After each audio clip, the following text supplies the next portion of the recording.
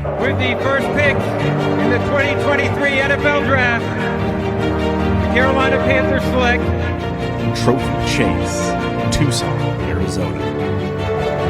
with the second pick in the 2023 NFL Draft, the Houston Texans select Cody Smith, Houston, Texas. The fantasy draft room is now on the clock. Welcome to the Fantasy Draft Room. I am Chase. With me, as always, my man Cody. What do we got in store for the people today? We got an actual live draft, a rookie draft for one of your teams, but I cannot go any further without saying I'm pumped to hear that 2023 NFL draft intro after we've been listening to the 2022 one that we made like 8 months ago. I think now at this point we've been listening to, you know, I love that intro, but man, it was getting a little bit old, a little bit stale, but now we've got the new picks in, we've got the Carolina Panthers. You got your voice in there finally. So we got the new intro out. I was excited to drop that thing, man. Yeah, appreciate you putting that together. Everything's crisp and clear. It's beautiful, man. Love it, love it, love it, love it. Yeah, so we do have a rookie draft. It is mid rookie season, start of it, really. Like, I know we're going to have tons of drafts, or people are going to have tons of drafts kicking off this weekend, next weekend, all the way into June, sometimes even into, I've seen July and August even. They want to wait and get as much information as they possibly can. So yeah, this is one that I just finished up, so I wanted to dive into that and kind of show people what's going on. This is obviously with trades, but let's just kind of kick things off and dive right in. Here's the full board, and we had the first few picks come off the board. Anthony Richardson did go 101. I'm at the 102 in this. This is a tank team that I did it the right way, and the fact that I got Bijan here at the 102. Then we have Bryce Young at 103. I also had the 104 and the 105, so I was able to get Jahmyr Gibbs and CJ Stroud before the wide receiver run. So that's the top 9, and that's pretty standard for what we see. You know, from doesn't really matter what's going on. This league in particular is a 12-team super flex, half PPR with a 0.5 tight end premium. So only a full PPR, full point per reception for the tight end position. So that is a very key part of this, because half PPR definitely favors the running backs. So yeah, that's how we kind of jump things off here. Anything kind of stand out to you? Any thoughts about this so far? I mean, absolutely love that you're able to get 3 of the top 5 picks here. You're doing a tank team right if you're looking to reload, getting Bijan, getting Gibbs. I mean, normally we say not to try to build through the running back, but you got 2 probably top 6 running backs as we're going to move into the start of this year come 2023. And you get a quarterback. It is the 3rd quarterback off the board. I think we both have Stroud as our 3rd and a little bit lower, but they're still all in the same tier. You take your shot at quarterback and probably build out a little bit of the depth you needed at that position as well. So love that for you here. And man, top 3 of the top 5, man. I just gotta say that's a job well done right there. But love that. I think this is pretty standard. The top 5 shuffles around between the teams and what they really need at the top. And then you do see that 4 wide receiver run, even though it is half point per reception. Running backs are vaulted up, but it's hard to vault up any guy that's in the second or third round over these first round wide receivers in any format. Yeah, absolutely. And just for some context of how I built this team out, I have 2 2024 picks, and I had 3 2023 first, as you can see here. And we'll show my individual breakdown here in just a little bit. But I was kind of hedging against some teams, and it worked out. And that's kind of the bets that I made. I bet against a couple teams that didn't have quarterback. I do have Lamar Jackson and Justin Fields on this team as my 2 quarterbacks, so that feels good. Kyle Pitts is my tight end, just to kind of give you the key pieces. Ayuk is right now my best wide receiver, but I do have Breece Hall to go along with now, Bijan Robinson and Jahmyr Gibbs, with CJ Stroud wrapping up my quarterback room as my QB3 in this team. So I do need to fill out some depth there as far as that goes, and also kind of complete the wide receiver position. But with this format and having those 224 first, I'm looking forward to doing that. So just to kind of look at the board here, again, we had JSN, QJ, Zay Flowers went over Addison. So Addison was actually the last wide receiver of this bunch to be picked, which does surprise me a bit. Usually he's the number 2 or number 3. I haven't seen him go 4 in a lot of places other than this one. So does that really surprise you? Have you seen that happen where Addison was the last of that group? I think that's the first one for me. Yeah. I haven't gone through as many of my rookie drafts as you've gone through yet, but I've gone through a good 5+ at the very least. Have gone all the way through, and so I don't think I've seen Addison be the last one off the board in any of those. Typically, it is either Zay Flowers or QJ from what I've seen. So a little bit interesting, but I don't have any fault. Wherever you want to shake up these wide receivers, I just think that Jordan Addison probably has the best year 1 production locked and loaded guaranteed going into the league. So it's a little bit interesting to see him at 4. But again, I don't have any issue with him being the 4th overall. A lot of these guys are just, they feel flat to me outside of JSN probably being my locked and loaded 1. Yep, I'm with you. So pretty chalk top 9, even top 10. We have Will Levis coming off the board. Now, this is where things get a little crazy. So we have Dalton Kincaid, which he has been coming off the board pretty standard at the back of the first. He does come off of the back of the first here. And then Marvin Mims getting picked here at the end of the first round. So that is the highest I have seen Marvin Mims go.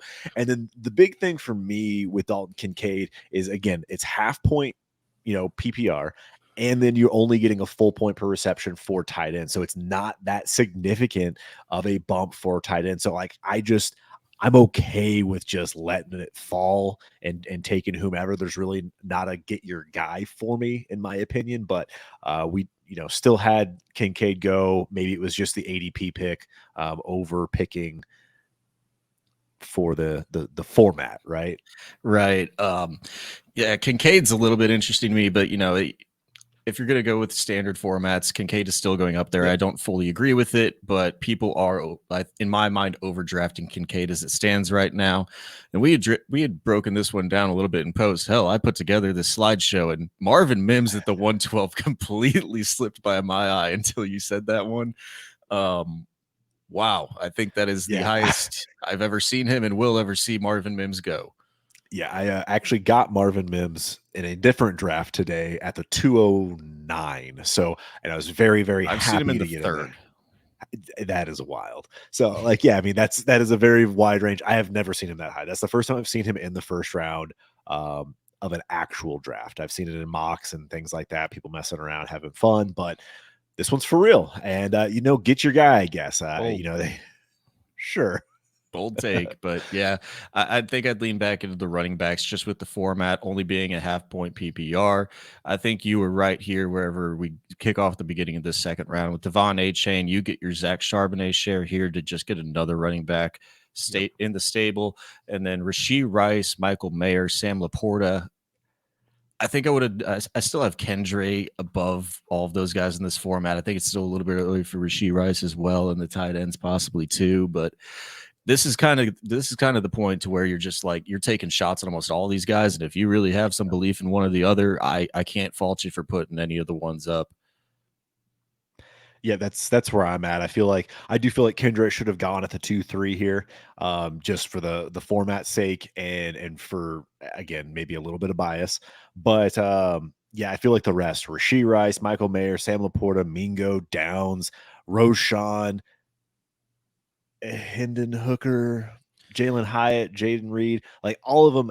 It's that second round, right? Like once you get past really like the 2-3, 2-4 in most formats, maybe 2-5, if tight end premium is of major significance, I am good, man. Like that's kind of how I've been playing my drafts. Like I'll take the running backs and then like whichever of Rice, Mingo, Downs, Hyatt, Mims usually, Right. and Reed that fall to me in the latter half of the second or early third. That's what I'll pick up. So this was definitely an interesting draft, but hey, I guess get your guys if you have some belief in some of them. I've seen Rashee Rice go 107 too. So yeah, I mean, look, they move all around the board, these wide receivers typically after the first 4. So yeah, it's just calling your shot. It'll be interesting to see. I mean, maybe big. I guess it wasn't Big Bleezy's pick, but Dylan J. Harris here. He's got that inside scoop that Cortland Sutton's going to be moved, and Marvin Mims shooting up boards here in a couple of weeks or so. So we'll see if that one plays out well for him. But again, even though it is a first round pick, I still can't even fault it all that much. I still would have taken the format for the running backs, but yeah, it's all right. You did kind of give a little bit of a pause on Hendon Hooker though, and as much as I was a Hendon Hooker guy during the college season before he was tearing his ACL, it feels like every time I look back at Hendon Hooker, I just get lower and lower, man. Going to the Detroit landing spot, I think has a impression in our minds yet that is a little bit of a fallacy at this point. We kept saying, especially for like A-Rich, because it was the perfect development spot for A-Rich to sit behind there and then go into this stacked and loaded offense that Ben Johnson was going to be calling for him if he stays, hopefully next year. But there's already rumblings coming out that Jared Goff might sign an extension before he steps on the football field again this offseason. And if that happens, I know they've talked about giving Hendon Hooker a redshirt year, but man, like, if Jared Goff gets an extension, Hendon Hooker's toast outside of an injury. Like, there is no path forward. He's basically like last year's Matt Corral at that point. And I know he's the difference in injury a little bit, but if there's another guy brought in ahead of him, he might just be a guy who just never has an opportunity to see the field, at least in the first couple of years of his career. And then he's going on to like age 28, his age 28 year, without ever taking a snap at the quarterback position. I just get lower and lower on Hendon Hooker every time I like really look back and evaluate my rankings. He's slipping closer and closer to Stetson Bennett in my rankings, all the way to like the back of the third, almost the fourth round.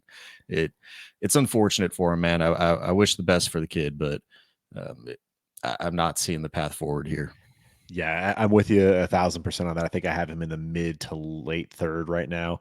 And so it's tough. Like, that's why I kind of pause. I'm like, Hendon Hooker, I'm like, that's early. Like, it feels like it's early. I get you can kind of paint a picture on the flip side where maybe there is a lot of pressure on Detroit to succeed.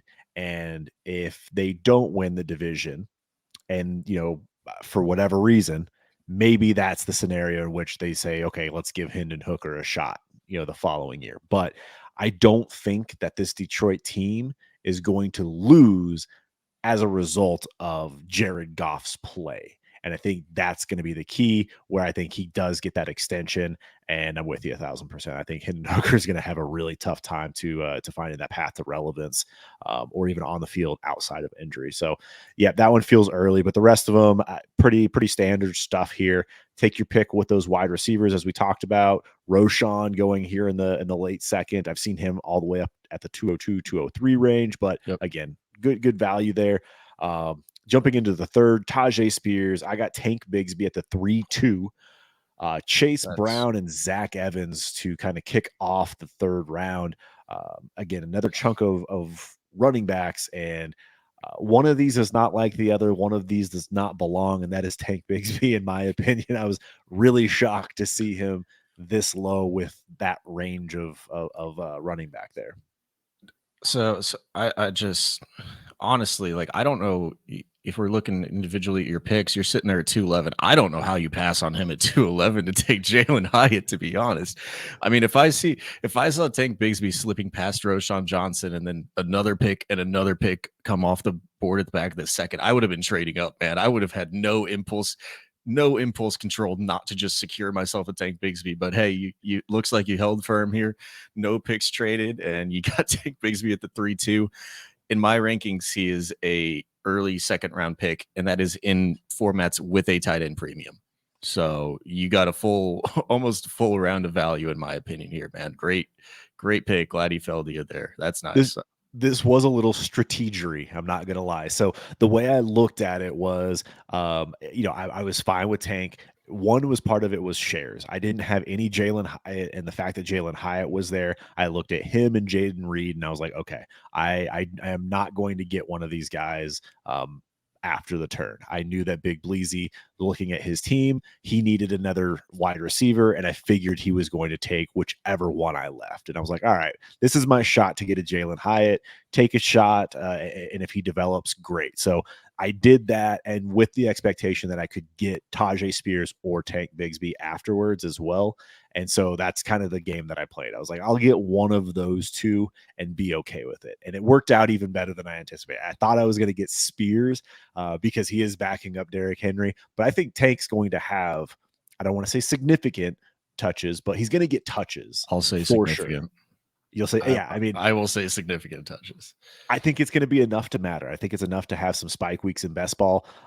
So yeah, this is a lineup league, but hey, I'm happy to have him on my team, especially here at the 3-2, especially going right next to a 5th round running back in Chase Brown and then Zach Evans. So feels really good.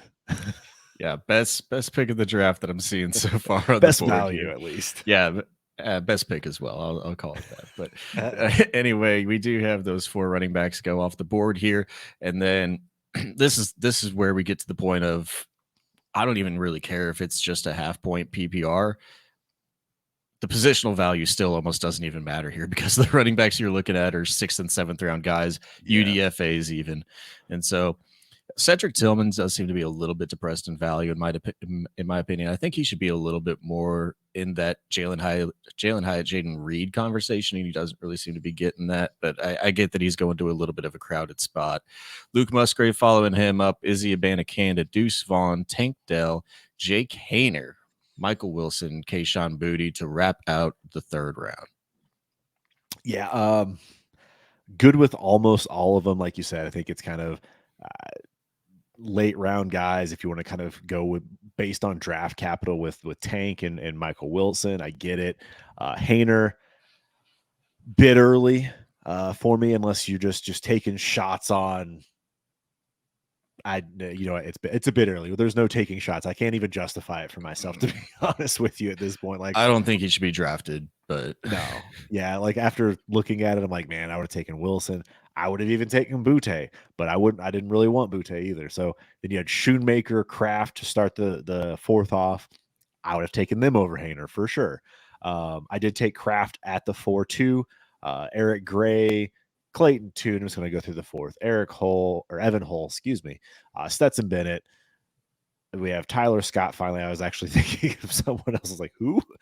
Charlie Jones, Dwayne McBride, Cameron Latu, Sean Tucker getting drafted. I guess get your guy. And then Brenton Strange, the 2nd round tight end to the Jags. So again, it's kind of pick your poison. Happy to get tight ends in this range. That's usually what I like to go for in the 3rd and 4th is I am taking running backs and tight ends. The fact that I was able to get Tucker Kraft, who could be the starter in Green Bay, I felt like it was a worthwhile shot there.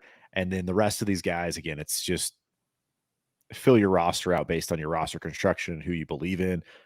Sean Tucker, again, late round dart, kind of, I guess, beating people to waivers, maybe. Yeah, I mean, Sean Tucker's probably getting picked up everywhere. So if you want to pick him up, I mean, I did the same thing at my 412 in one of the drafts that I just finished up today with Tune. And so I was just like, I think I can fight over the other scraps that are out here. I can fight over the Mo Ibrahims and the Deneric Princes of the world. But I guess I'll just get my quarterback because I got to cut one anyway in case Keenum, because that didn't work out for me. So figured I'd just take the quarterback replacement and try to secure the one that I really wanted. And whatever else I can pick up, I can pick up. But yeah, man, you get to this point, especially in a lineup and you're starting 10 and you're in only a half point premium. 1 point for the tight ends really doesn't do much to get the juices flowing either. So you got to take him at some point, but you really get into just truly a shoot your shot. I like the Tyler Scott pick. I like the Charlie Jones pick as well. All these guys can see the opportunity, but you're really it's basically a waiver wire pickup whenever you're playing in this 4th round right now in this type of a format. Yeah, and it's, again, start 10 and you only have to start 2 wide receivers, which is another thing I didn't mention earlier. It is start 10, but it's that additional flex instead of a 3rd wide receiver. So wide receiver truly doesn't matter outside of the elite ones. I mean, it matters, but you want the 48 and you're probably not ever starting them. Yeah. And so that's why I've kind of built the way I have in this league. Again, I'll just kind of show the picks that I had in this draft here. I have Lamar, Fields, and Pitts, and Ayuk are the core pieces I have, along with Brees. So I'm going to have those 2 quarterbacks, Pitts. I'm going to have Bijan, Gibbs in my starting lineup as well. And then, as I mentioned, Brees, Ayuk. And I'm just going to hope one of these 2 wide receivers has some sort of relevance. But truly, it's kind of like hoping that Tank or Charbonnet steps into a role, and then I have those 224 first to do something with as well, where I might be able to package a first and a player and get an upgrade in order to actually make myself a contender. Or I may sit pat and just kind of wait and see how these players develop, and then decide what to do with those 24 picks, because one of them is my own, and another one is the guy who finished in 5th place here, Death Star 96. I have his first, and his team isn't going to get a lot better based on the picks that he had. So I'm hoping it's another non-playoff first that can really help add some value to my team, either this year or in 2024. Yeah, as you talk through it, I mean, I know you were saying this one was kind of the rebuild, retool era, and with what you're telling me, I mean, you got the quarterbacks already under lock. You've got 3 solid stud running backs as we currently see them right now, with the 3rd quarterback as well, just to hold down the fortress if one of the 2 does go down.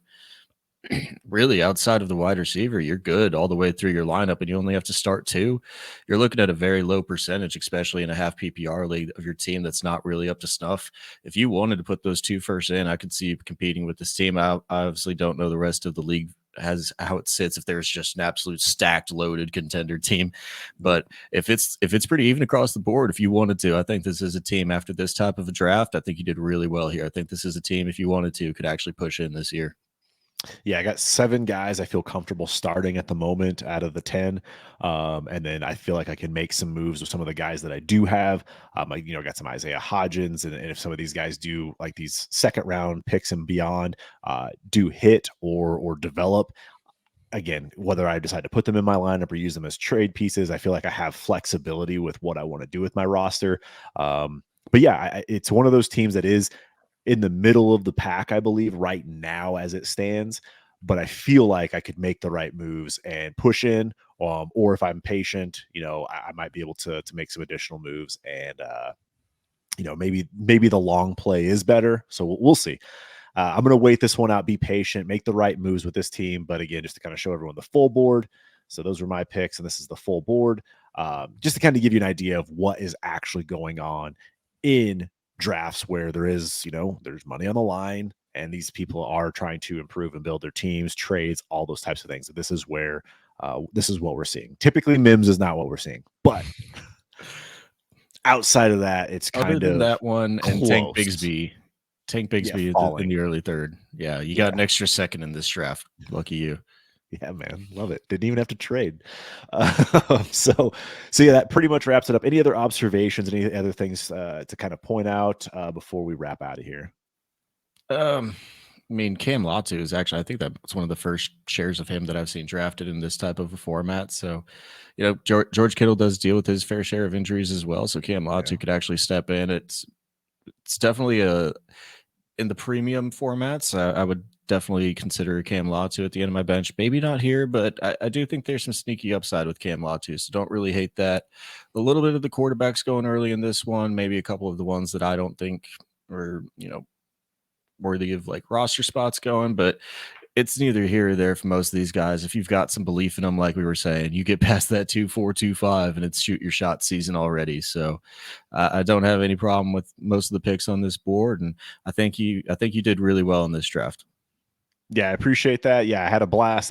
This was definitely one of my favorite drafts that I had, pulling that together. Again, make sure you all like and subscribe to the channel. Helps us out a ton. Let us know in the comments down below what's going on in your drafts, what you're seeing, what questions you may have. Hit us up on Twitter. You see our @ below our faces here, so you can definitely find us on Twitter and ask us some questions, get a little more specific than you can in YouTube comments, but make sure you drop those comments down below as well.